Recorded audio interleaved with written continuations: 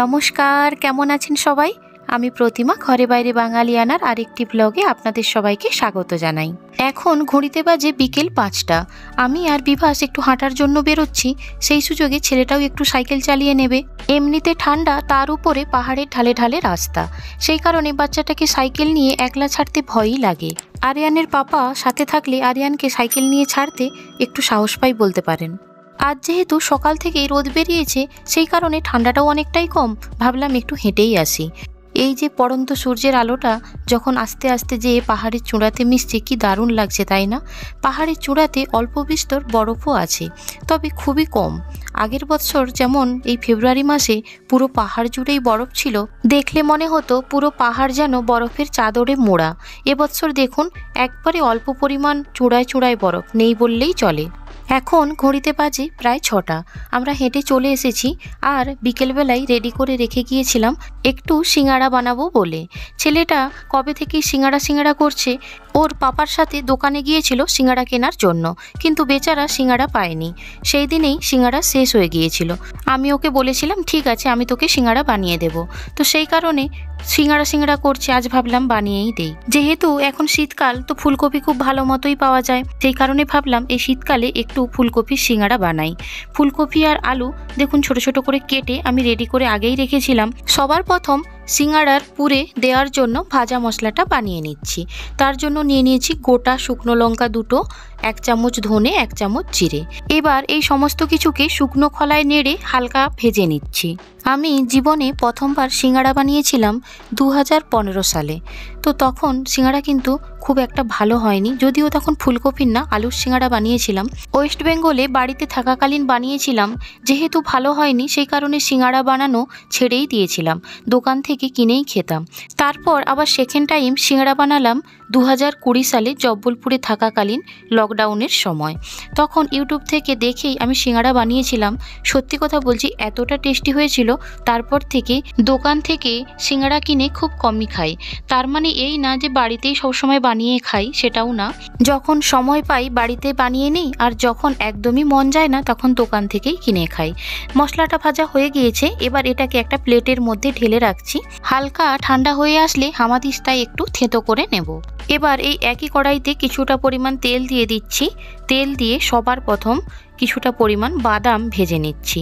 এই বাদাম বা কাঁচা মটর যদি সিঙ্গাড়ার পুরের মধ্যে দেয়া হয়, সেক্ষেত্রে সিঙ্গাড়ার টেস্টটা কিন্তু খুব ভালো হয় এবং সিঙ্গাড়াটা খেতেও খুব ভালো লাগে। বাদাম ভাজা হয়ে গিয়েছে, এবার বাদামটাকে একটা পাত্রে উঠিয়ে নিচ্ছি। উঠিয়ে নিয়ে এরই ওপরে দিয়ে দিচ্ছি ছোট ছোট করে কেটে রাখা ফুলকপি।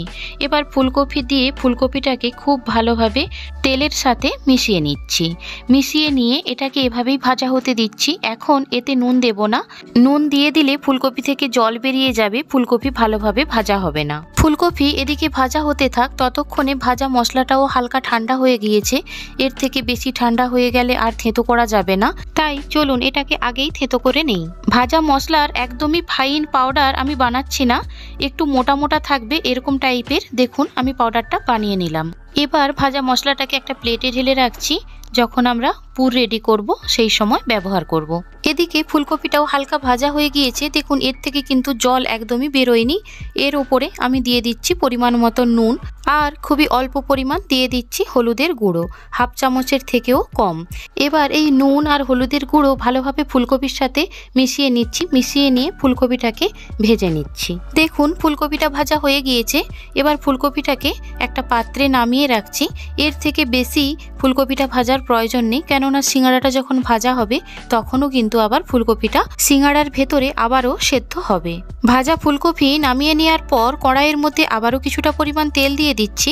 তেল দিয়ে তেলটা হালকা গরম হয়ে আসলে এর উপরে দিয়ে দিচ্ছি 1 চামচ পরিমাণ 5 ফোড়ন। 5 ফোড়ন দিয়ে 5 ফোড়নটা হালকা ভাজা হয়ে আসলে এর উপরে দিয়ে দিচ্ছি ছোট ছোট করে কেটে রাখা খোসা সমেত আলু। আলু দেওয়ার পর আলুগুলোকে 5 ফোড়ন আর তেলের সাথে খুব ভালোভাবে মিশিয়ে নিচ্ছি। মিশিয়ে নিয়ে এরই ওপরে দিয়ে দিচ্ছি পরিমাণ মতো নুন আর খুবই অল্প পরিমাণ হলুদের গুঁড়ো। এক্ষেত্রে অল্প করে হলুদের গুঁড়ো দেওয়ার কারণ একটাই হলো, পুরটা তো এখন তেলের মধ্যে ভাজা হচ্ছেই, আবার যখন সিঙ্গাড়া ভাজা হবে তখন পুরটা কিন্তু সিঙ্গাড়ার মধ্যেও ভাজা হবে, সেক্ষেত্রে সিঙ্গাড়ার ভেতরের পুরটা কিন্তু একদম কালো হয়ে যাবে। এবার অল্প আঁচে ঢাকনা বন্ধ করে আলুটাকে সেদ্ধ হতে দিচ্ছি। প্রায় 7 মিনিট মতন ঢাকনা বন্ধ করে আলুটাকে সেদ্ধ হতে দিয়েছিলাম। আলুটা হালকা সেদ্ধ হয়ে এসেছে।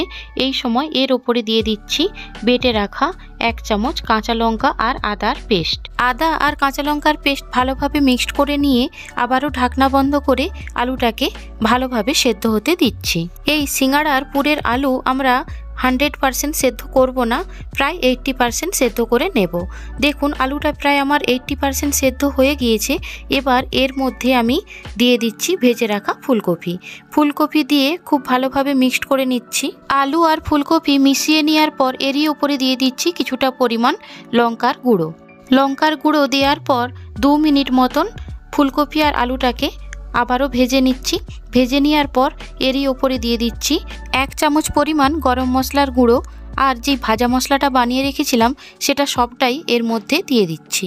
এই ভাজা মশলা আর গরম মশলা দুটোকেই ফুলকপি আলুর সাথে খুব ভালোভাবে মিশিয়ে নিচ্ছি। প্রথমেই যে বাদামগুলো আমরা ভেজে রেখেছিলাম সেই বাদামগুলো হামাদিস্তায় দিয়ে একটু টুকরো করে নিচ্ছি। চাইলে গোটা বাদামও সিঙ্গাড়ার মধ্যে দেয়াই যেত, তবে সিঙ্গাড়ার মধ্যে এই টুকরো করা বাদাম যখন খাওয়ার সময় মুখে পড়বে তখন কিন্তু খেতেও ভালো লাগবে আর সিঙ্গাড়ার পুরে দেখতেও কিন্তু সুন্দর লাগবে। দেখুন একটা বাদামকে আমি 2 থেকে 4 টুকরোই করে নিয়েছি। এবার এই টুকরো করা বাদাম আলু ফুলকপির ওপর দিয়ে মিশিয়ে নিচ্ছি। ব্যাস, সিঙ্গাড়ার পুর কিন্তু আমাদের একদম রেডি। সবশেষে 1/2 চামচ পরিমাণ দিয়ে দিলাম চিনি দিয়ে চিনিটাকে আলু ফুলকপির সাথে খুব ভালোভাবে মিক্সড করে নিলেই একদম রেডি কিন্তু আমাদের সিঙ্গাড়ার পুর।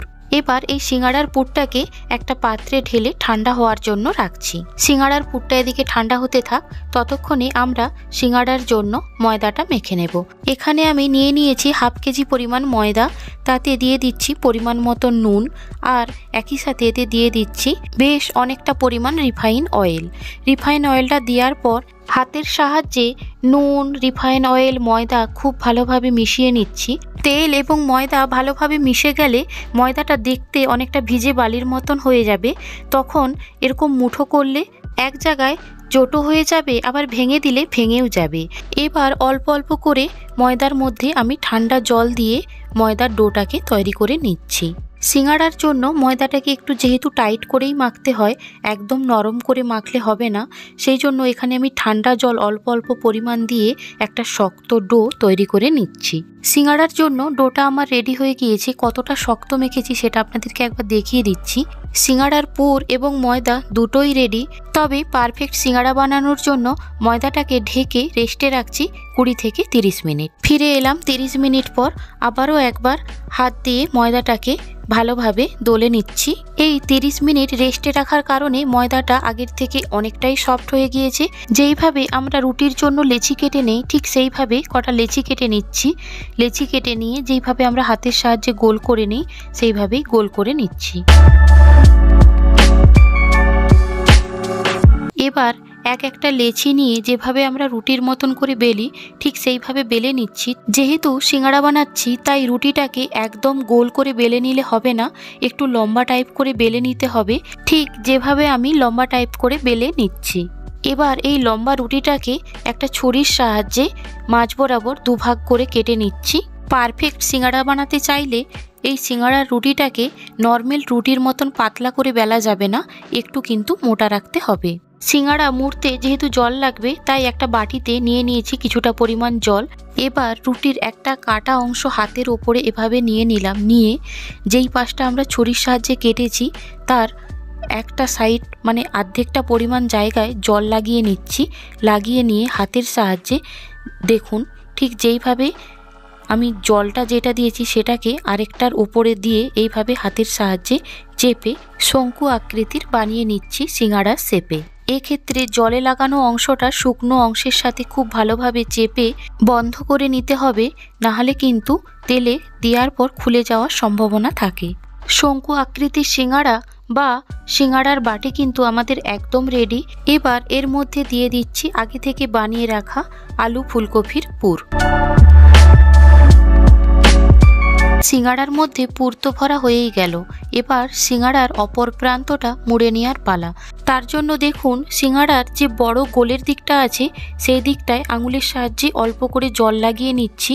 এবার এই যে ত্রিকোণ দিকটা রয়েছে ত্রিকোণ দিকটার ওপরে ওই জল লাগানো অংশটাকে চেপে বসিয়ে দিচ্ছি বা বন্ধ করে দিচ্ছি। হালকা হাতে চেপে চেপে সিঙ্গাড়ার এই প্রান্তটাও ভালোভাবে আমি বন্ধ করে নিচ্ছি বা সিল করে নিচ্ছি, নাহলে কিন্তু তেলে দেওয়ার পরে সিঙ্গাড়াটা খুলে যাবে এবং ভেতর থেকে পুর বেরিয়ে আসবে। একটা সিঙ্গাড়া কিন্তু আমার একদম রেডি।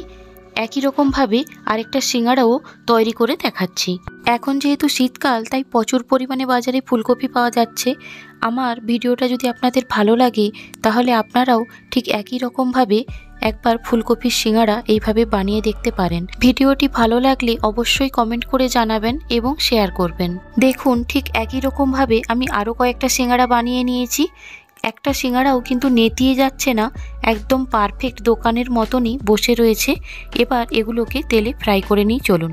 সিঙ্গাড়া ভাজার জন্য একটা কড়াই বসিয়ে দিয়েছি আর তাতে দিয়ে দিচ্ছি বেশ কিছুটা রিফাইন অয়েল। সিঙ্গাড়া যেহেতু হালকা গরম তেলে ভাজতে হয় তাই তেলটাকে খুব হিট করে গরম করলে হবে না। এক্ষেত্রে তেলটাকে জাস্ট নর্মালি আমি গরম করে নিয়েছি হালকাভাবে। এবার এর উপরে একটা একটা করে সিঙ্গাড়া দিয়ে দিচ্ছি। খুব গরম তেলে সিঙ্গাড়া ভাজলে সেক্ষেত্রে সিঙ্গাড়ার উপরের দিকটা লাল হয়ে যাবে, ভেতরটা কিন্তু ভাজা হবে না। সিঙ্গাড়া ভাজার সময় গ্যাসের ফ্লেমটা লো টু মিডিয়ামেই থাকবে, কখনোই কিন্তু হাই ফ্লেম করে সিঙ্গাড়া ভাজা যাবে না। সিঙ্গাড়ার এক পিঠটায় হালকা লাল লাল কালার চলে এসেছে, তাই অপর পিঠটা উল্টে ভেজে নিচ্ছি। প্রায় 12 থেকে 15 মিনিট ধরে লো টু মিডিয়াম আঁচে আমি সিঙ্গাড়াটা গোল্ডেন কালার করে ভেজে নিয়েছি। মানে সিঙ্গাড়াটা ভাজা কিন্তু আমার কমপ্লিট। এর থেকে ডার্ক করে আর সিঙ্গাড়াটা ভাজা যাবে না, কারণ সিঙ্গাড়াটা নামিয়ে রাখার পর এর কালার কিন্তু আরও ডার্ক হয়ে যাবে। সিঙ্গাড়াগুলো আমি একটা পাত্রে উঠিয়ে রাখছি এবং একই রকমভাবে নেক্সট ব্যাচটাও ভেজে নিচ্ছি। খাওয়ার জন্য সিঙ্গাড়া কিন্তু আমার একদম রেডি। চলুন আপনাদেরকে একটা ভেঙে দেখাই সিঙ্গাড়াটা কতটা পারফেক্ট হয়েছে ওপর থেকে এবং ভেতর থেকে। চাইলে আপনারাও খুব সহজে বাড়িতেই সন্ধেবেলা চায়ের আড্ডার জন্য বা কোনো গেস্ট আসলে এই রকম ফুলকপির সিঙ্গাড়া তৈরি করে খাওয়াতেই পারেন। সেক্ষেত্রে দোকান থেকে আনার আর কোনো প্রয়োজন পড়বে না। ভিডিওটি ভালো লাগলে বেশি বেশি পরিমাণ লাইক এবং শেয়ার করার অনুরোধ রইল। চলুন তাহলে ঘরে বাইরে বাঙালিয়ানার ব্লগটি এখানেই শেষ করছি। সবাই ভালো থাকবেন, সাবধানে থাকবেন, সুস্থ থাকবেন এই কামনা করি। আর ঘরে বাইরে বাঙালিয়ানার ব্লগটি ভালো লাগলে লাইক, কমেন্ট, শেয়ার করবেন। আরও নিত্য নতুন ভিডিও পেতে চ্যানেলটি সাবস্ক্রাইব করে নেওয়ার অনুরোধ রইল। পাশে থাকা বেল আইকনটি প্রেস করে নেবেন। ফিরে আসছি নতুন একটি রেসিপি নিয়ে নতুন একটি ব্লগে। ভিডিওটি দেখার জন্য সবাইকে অসংখ্য ধন্যবাদ।